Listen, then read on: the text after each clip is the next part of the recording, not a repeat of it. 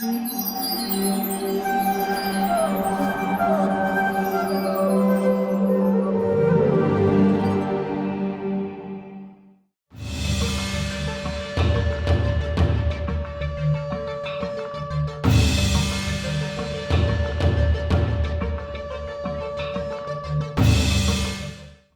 Krishna. We are doing Bhagavad Gita, chapter 2, verse 62. Dhyayato vishayan pumsa sangasteshu pajayate sangat sanjayate kama kamat krodho bijayate. Translation, chapter 2, verse 62. While contemplating the objects of the senses, a person develops attachment for them. And from such attachment, lust develops, and from lust, anger arises. So here clearly, we don't have to go to the books of psychology. Bhagavad Gita is a book of psychology also. It gives us guidance. It is a mentor. It teaches us what is a human psychology. It goes to the root cause of negative activities like anger. What's the root cause? It is the contemplation. We start thinking of enjoyment, From the thinking of enjoyment, that becomes a strong desire, and any desire which is very strong is lust. Okay, and a desire that is lust not fulfilled, anger arises. Very simple. So here, we can see Haridas Thakur actually in Prabhupada's purport. He explains about Haridas Thakur. Actually, there was Maya personification, Maya Devi. Haridas Thakur was Prahlad Maharaj who had come as Haridas Thakur. That's why he was chanting 3 lakh Hare Krishna Mahamantras every day. Only then he will do some activities like eating, taking bath, first bath, and then he will chant, and then he will eat by night, and then again he will take bath, and again he will sit for chanting, like that. That is Haridas Thakur, and he was actually a Mohammedan, and the Brahmanas were little envious, and they tell the Muslim king that, you see, your person is chanting Hare Krishna mantra, dharm brasht ho gaya, he's given up the religion, so you have to do something about it.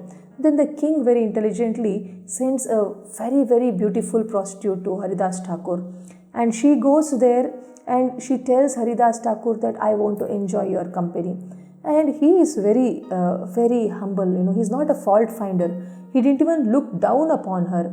Instead, he says, yes, I will satisfy you once I finish my commitment. I have to finish my 3 lakh japas, then, I will satisfy whatever is your request.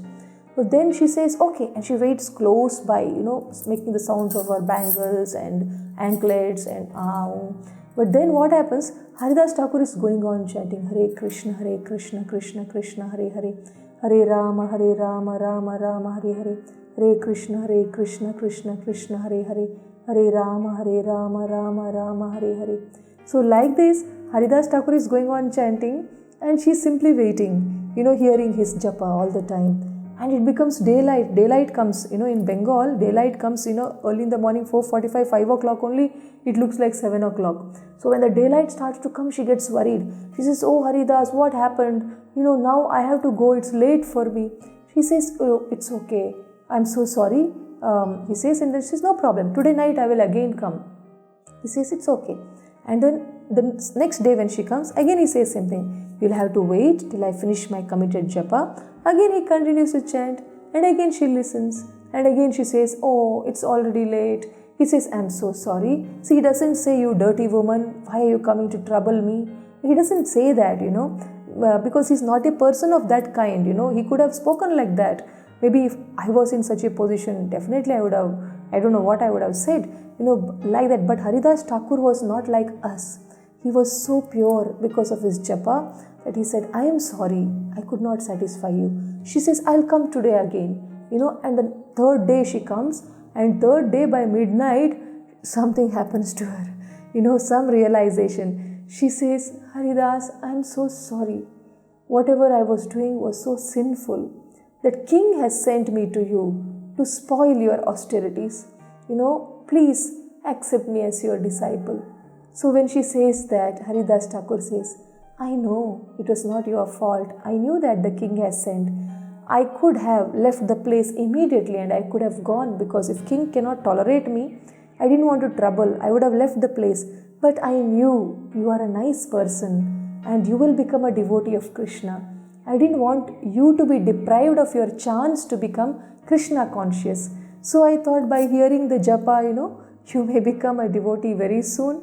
That is why I was allowing you to hear by myself staying here. So like that he says, now you go take bath and come in Ganga and do pradakshina for Tulsi Maharani and sit, and then I will give you initiation to Harinam mantra. So he gives her initiation, and then he says, now every day you stop your other activities, whatever you have been doing, the prostitution job, you just do this pradakshina of Tulsi Maharani and sit and chant here, and by doing that she becomes a pure devotee. And the king is shocked. What happened to this lady? She became sannyasi. We told to change that sannyasi into a grahastha and turn him into a Muslim. But she became a devotee of Krishna. She became a sannyasi. This is the potency of Krishna consciousness. See, Vishwamitra was meditating. Very nicely he was meditating. But when Menaka came from the heaven, he became a grahastha. He gave up his sannyas, to enjoy Menaka. Because meditation in this yuga, even in the previous yuga, it could be a little difficult, it could break our austerities. But in this yuga, Hare Krishna Mahamantra meditation is the topmost. It is more perfect. So in this yuga, in the previous yuga, Vishwamitra could not maintain his austerities. But in this Kali Yuga, Haridas Thakur, not only maintained his standards, but he uplifted a prostitute into a sannyasi standard. So that is the beauty of Krishna consciousness. So that is why if we can be Krishna conscious, then our lust, whatever is inside, will be burnt and we will get love for Krishna. What is love for Krishna? Love means how can I live in a way that you will be happy?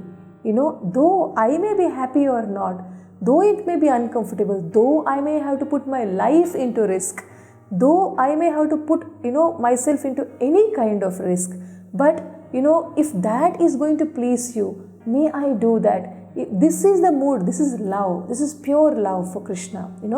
Lust means, oh, I am chanting, no? So what will you give? Will you give me a car, or will you give me an increment, or will you give me a promotion?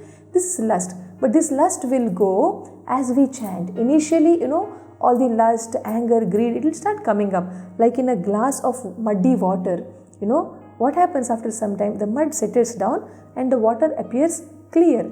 But if at all we realize that at the bottom there is a lot of mud, when we try to take the mud out, the whole water which was appearing clear appears more muddy now. How can it be more muddy when we start cleaning? So, when we start cleaning by chanting, all the dirt which is settled in the bottom of the heart, that starts coming out to go out. So nothing to worry. When we start chanting, some people say that I'm getting more angry these days. It's not that I'm getting more angry, it's that I'm noticing that I'm getting angry. We become so sharp, we're becoming cleaner, so we are able to notice. So in a white dhoti, if there's a small black dot, very much noticeable. As the heart becomes clean white, the small dots of anger becomes very prominent. If the dhoti was fully black, then we cannot see the black dot, it gets merged. So, once you start cleaning, then the stain is noticeable. Like that, when the chanting begins, we start noticing the dirt and we also focus, on that, and we try to pray to Krishna, please remove this dirt from my heart, and we chant, pray and we chant. Without our knowledge, it leaves us. So like this, if lust is removed, then there's no question of anger.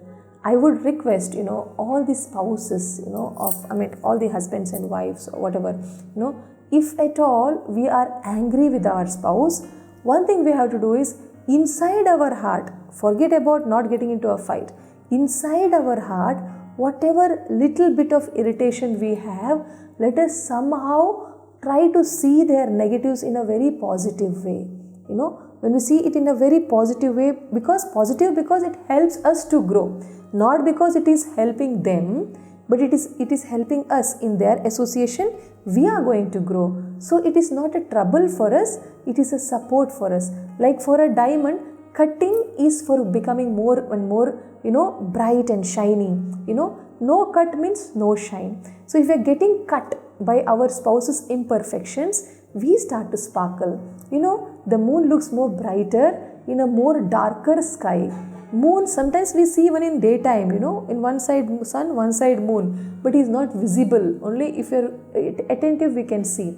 But in a dark sky, even when stars are not seen, the white round moon, bright moon, he looks very beautiful. So if our life is full of problems, and if we are going to grow, then grow through the problems, not just going through the problems. If we are going to grow, if we use every small pain as an opportunity to change our heart, to grow, then there's no question of lust, there's no question of anger.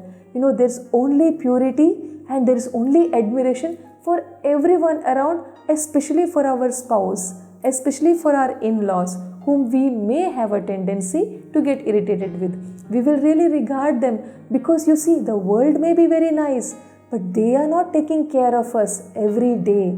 It is finally our spouse, it may be our wife, our husband. When we are ill, they are the ones who look after us. The world who is appearing nice, they are not there for us.